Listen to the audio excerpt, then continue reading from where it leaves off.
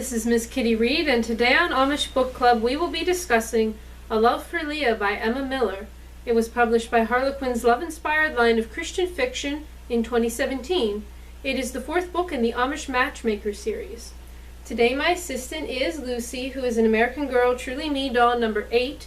She's an older doll from when American Girl was still owned by Pleasant Company.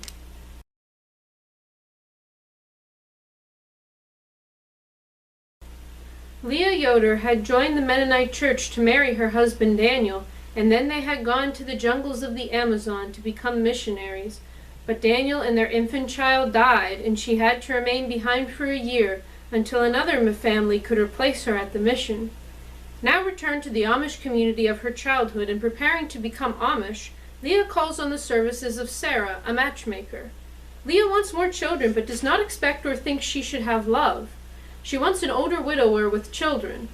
Thomas Stutzman has gone through many pretty girls, but hasn't found the right one to get him to settle down. His grandfather, concerned he might be too fun-loving and not serious enough, tells him to hire Sarah to find him a wife.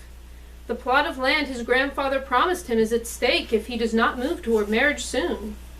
Sarah tells Leah and Thomas that they must date each other for 6 weeks. They object. Thomas is the opposite of the serious, settled man Leah wants, but they agree to go with the match because Sarah refuses to help them otherwise. After the initial awkwardness, Thomas and Leah develop feelings for each other. Thomas aspires to become an organic farmer, and Leah connects him with other farmers and potential buyers. Soon, Thomas and Leah have fallen in love.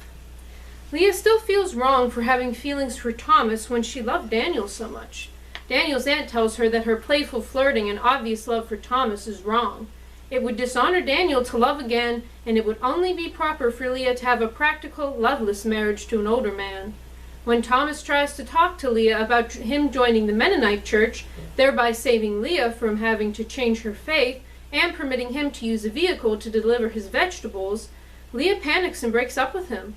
She refuses to talk with him afterwards. To force the two to talk about their relationship, Sarah convinces Thomas and Leah to participate in a traditional Amish courtship practice that has largely fallen out of favor: bundling. One night, Thomas and Leah are swaddled in blankets and sewn in. They must lay on a bed with a board between them throughout the night. Though chaperones are in the next room and frequently look in on them, they are left alone with nothing to do but talk.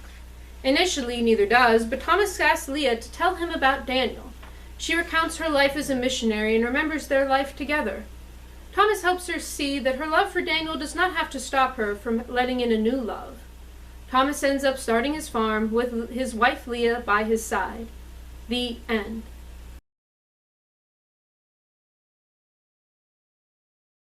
I really enjoyed this book. Thomas and Leah are both great characters that feel real and relatable. Leah has to overcome many challenges to let love into her life and ignore those who want to control her. The book never wallows in Leah's tragedies, but lets her grieve and gives her hope. In some ways, this was a typical Amish book, but this Amish community is unusual. We have Leah, who is making the transition back to Amish life after being Mennonite. Sarah, the matchmaker, is black. There are 2 characters who are little people with dwarfism. We get a wide spectrum of Amish experiences in this book. We also get the depiction of bundling. I have never read about this in an Amish book, mostly because it is not done that often, and today is limited to some conservative Amish communities. This book did a great job of being both a traditional Amish story, while innovating and exploring novel aspects of Amish life. I don't want the genre to abandon its core elements, but I'd like to see more from the Amish genre. I think authors should take the risk of writing about very conservative Amish communities. Yes, the restrictions will be harder for audiences to appreciate, but I think we need as much as this genre can provide. Have books about the conservative Schwarzentruber Amish and more progressive groups like the Amish Mennonites. Write even more than there is about groups like the Mennonites, Shakers, and Amana colonies, and find even more religious communities to explore. Expand the genre as much as you can, but without forgetting the principles that made these gentle Christian love stories so popular. I will give this book a 7 out of 7. I hope to read more Amish books that are both time-tested and new, as this was. Our next book will be The Hope Chest by Wanda Brunstetter. Please check with your local library to see if they have it on the shelves. If not, I am sure they would be happy to get it for you through interlibrary loan. Lucy would like to remind all of you out there on the information superhighway to share your opinions in the comments and look at the video description for important links. This has been Amish Book Club with Miss Kitty Reed. This is Miss Kitty Reed and Lucy signing off. See you later on Amish Book Club.